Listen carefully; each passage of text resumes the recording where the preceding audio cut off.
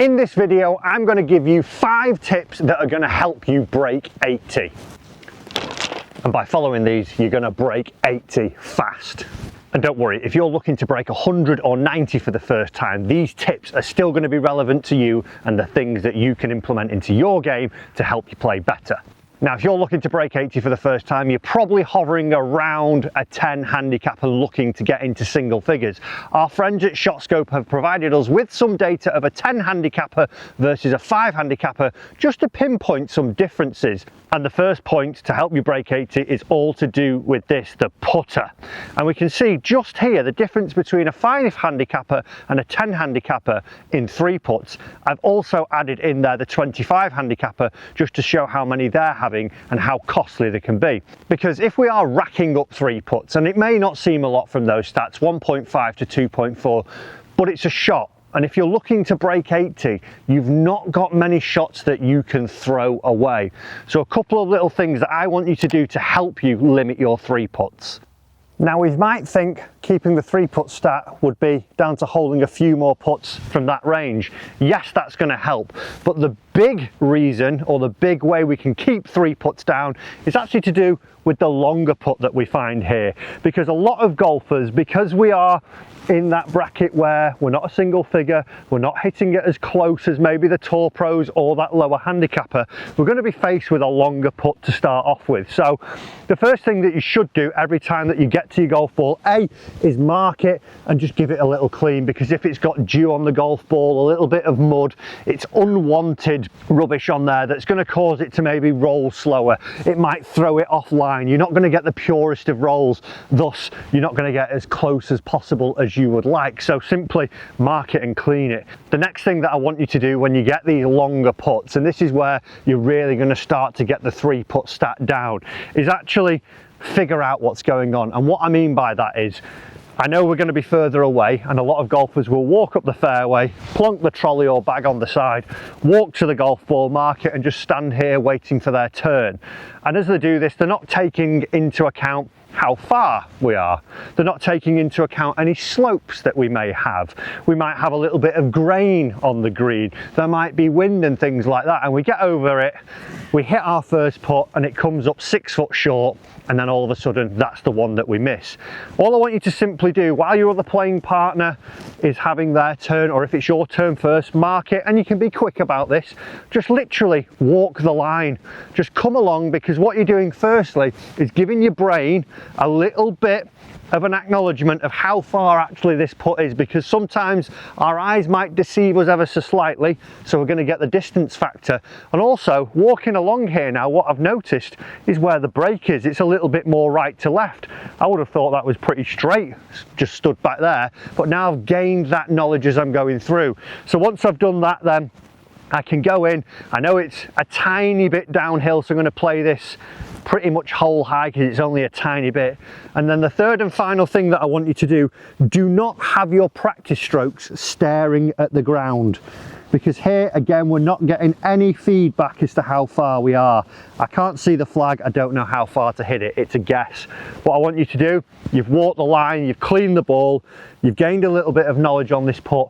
Now pick your spot that you want to try and finish this ball at here, and just look at that as we have the practice strokes and we start to get an idea, but from our eyes feeding back to our hands, of how hard we should be swinging the putter. From there then I can get in and we can start to see, hopefully, that we get those putts within a holeable distance and start to limit those 3 putts. Easy as that, limit the 3 putts. Another way we can break 80 fast is to do with par 3s, and specifically par 3s that are 150 yards to 200 yards in distance. Because when we look at the stats as we see here, a 5 handicapper is hitting the green 39% of the time. A 10 handicapper is 28%. And just look at the 25 handicapper there. That may not seem a lot, but it is, because think of it like this. If you had 4 par 3s on the golf course that were all over 150 yards, the chances are you're only hitting 1, maybe 2 of those in a round, and that's if you're swinging well as well.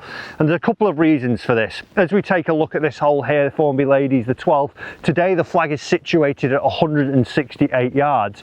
Now in front of the green there are 4 bunkers that are just waiting to gobble your ball up.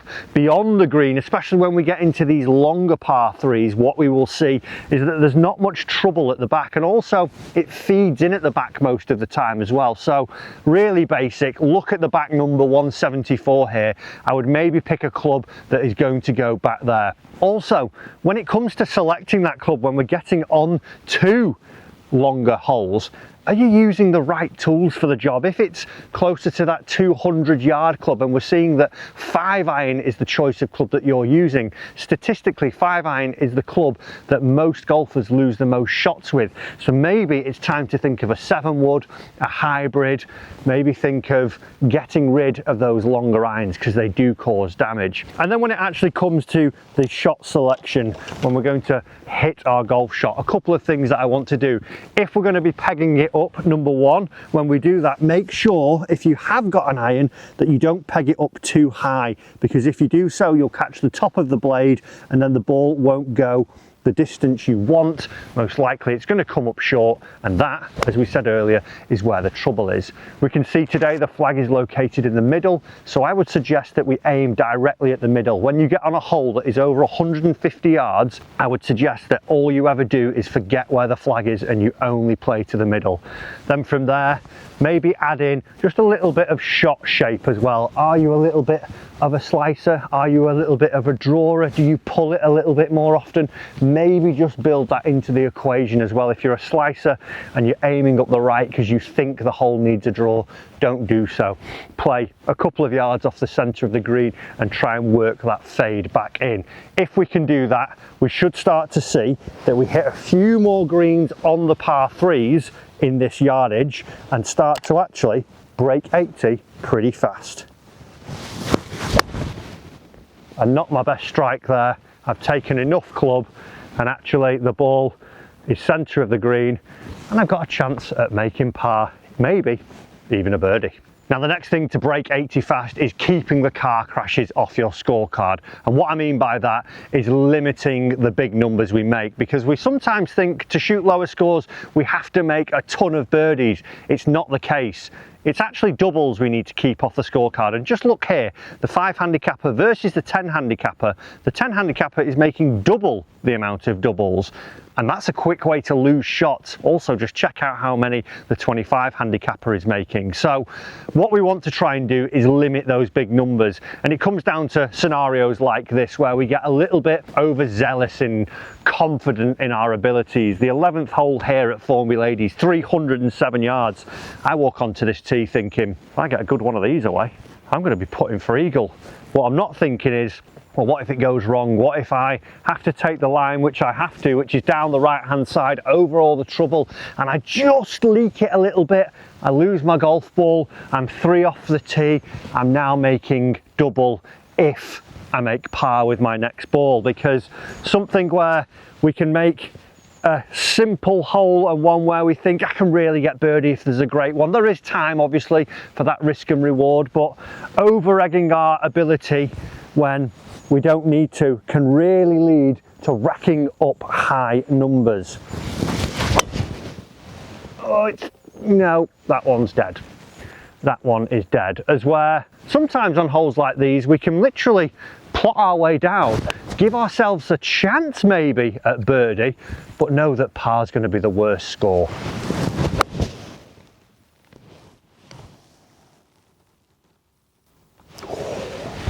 Build a score, don't destroy one. So the next way to break 80 fast is all to do with your up and down stats. As we can see here, a 5 handicapper versus a 10 handicapper, there is a difference. It may not seem that much, 37 versus 49%, but then think that the 5 handicapper is actually hitting more greens as well. So not only is the 10 handicapper missing more greens, they're not getting up and down as regularly. And that's due to reliance on one shot. When we see a higher handicapper versus a low handicapper, we see that their skill acquisition is getting better the lower we are getting. So what I want you to try and do is experiment with a few different shots. Learn to play maybe a shot with your lob wedge, maybe learn to play one like a bump and run with a mid iron, a 7 or 8 iron. Learn to maybe take putter when putter is needed. Don't just always try and play the same shot around the greens, because a lot of the times that isn't going to work. You need to adapt to the situation you're in and figure out what shot is best to get you close, to give you a chance of getting up and down. And our final thing to break 80 fast is here, the scoring zone, when we have gap wedge or sand wedge in our hand, because what we will see in a moment from the stats is that, oh no, it's not, I didn't quite get it there. When we look at the stats, the gap wedge and the sand wedge between the 5 and 10 handicapper, it's a jarring difference between how many greens are actually hit with these clubs. And that's because I think when we get into a gap wedge and a sand wedge, and it's really noticeable when you start to play with players who are breaking 80 consistently and are hitting those 75 numbers, when we get into this zone of inside 100 yards to about 30 yards, they don't struggle. They don't panic, they don't feel a little bit lost with what club they should be hitting, how far they should be swinging it. They have a system, and it's real simple. You can build a wedge chart. We're going to flash mine up on screen here now, and it's just simply having 3 points that you would feel your lead arm swings to, being the belt, the chest and the shoulders. And by doing that, you can get the carry distance of each club, your 50 degree, your 54 and your 58 for me, so gap wedge, lob wedge, sand wedge, and you can even do it pitching wedge, a 9 iron, 8 iron if you wanted to. But what that allows you to do on a shot like this, where I'm now 80 yards from the green, instead of guessing, I know I can pick the number off my chart, I can pick the relevant club, and then I can pick the relevant point I need to swing to. So for me, I've gone from a 54 degree here, and I can make a swing that I know if I contact this nicely and I've taken into account all the conditions, I shouldn't have any worries of actually hitting a pretty decent pitch, and firstly eliminating that non-green hit number, but actually doing something like that, giving myself a good look at par, if not birdie. So it's real simple. Devise that wedge chart. It'll take a little bit of time, but you can just go down, do some carry numbers, and then you'll start to wedge it like God. So those are 5 ways we can break 80 fast. Get those in your game and you should start to see the numbers dropping. Guys, I hope you enjoyed that video. Remember to subscribe. Why not take a look at a video here about a certain club that might be ruining your game?